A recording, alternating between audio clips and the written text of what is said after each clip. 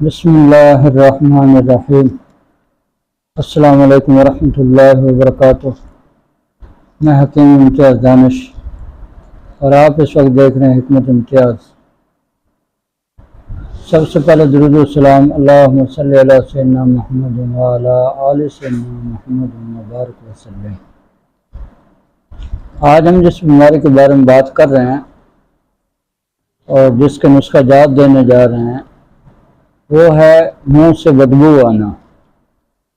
دراصل منہ سے بدبو ان لوگوں کی آتی ہے جن کا معدہ بہت زیادہ خراب ہوتا ہے اور رطوبات رک جاتی ہیں۔ رطوبات جب رک جاتے ہیں تو رطوبات متعفن ہو جاتی ہیں۔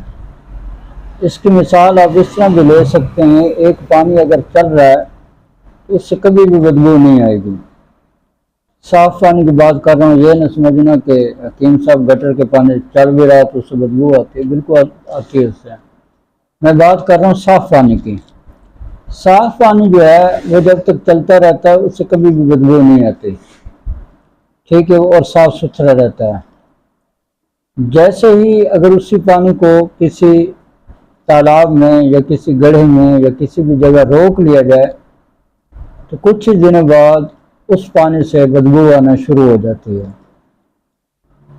وہ بدبو کیوں آتی ہے؟ وہ پانی رکا رہتا ہے، رکنے کی وجہ سے وہ متعفن ہو جاتا ہے، پھر اس سے بدبو آنا شروع ہو جاتی ہے۔ اسی طرح آپ کی معدے کی مثال ہے، جب تک اس سے رطوبات کا اخراج ہوتا رہتا ہے آپ کے منہ سے بدبو نہیں آتی، لیکن اس کا یہ بھی مطلب نہیں ہے کہ آپ برش بھی نہ کریں، صفائی نہ کریں دانتوں کی، پھر آپ کہیں کہ دانتوں سے خوشبو ہے، ایسا تو نہیں ہو سکتا، لیکن صفائی آپ نے رکھنی ہے۔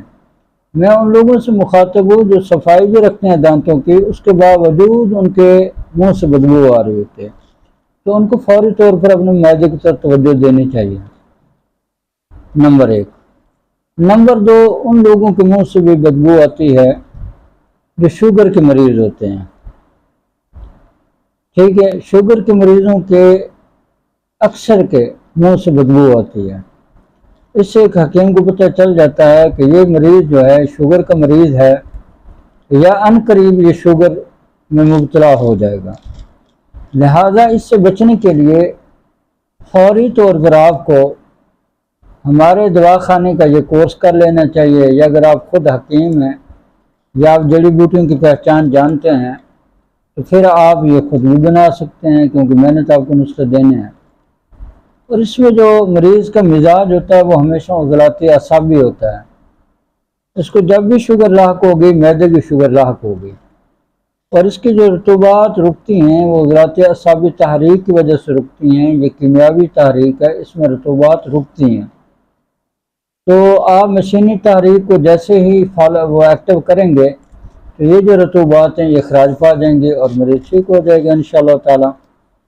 اس کے لیے جو میں نسخہ جات استعمال کرواتا ہوں وہ کچھ اس طرح سے ہیں، آپ نے اگر لکھنے ہیں تو لکھ لیں۔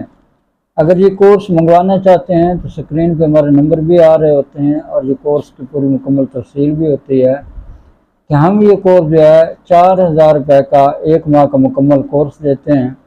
اگر یہ ایک ماہ کا مکمل کورس کر لیا جائے تو انشاءاللہ تعالی مجھے اپنے رب سے یقین ہے، اگر آپ کو شوگر ہونے والی بھی ہے تو انشاءاللہ شوگر سے بھی نجات مل جائے گی، اگر آپ کی رطوبات متعفن ہو گئے ہیں تو وہ بھی انشاءاللہ ٹھیک ہو جائیں گی اور آپ بالکل فٹ ہو جائیں گے۔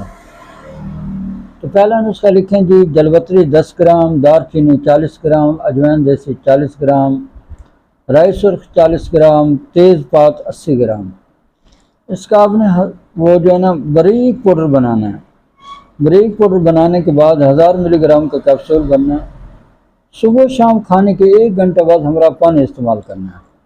دوسرا نسخہ، سونڈ 100 گرام، نشادر 40 گرام، کالی مرچ 40 گرام، سنا مکی 80 گرام، میٹھا soda 40 gram, Reimann دسارا 40 gram, Kushta سنگ یہودیہ 40 گرام، الائچی خود 40 گرام، سونف 40 گرام، کہر بشمی 40 گرام، گل سرخ 40 گرام، کوزہ مصری 100 گرام۔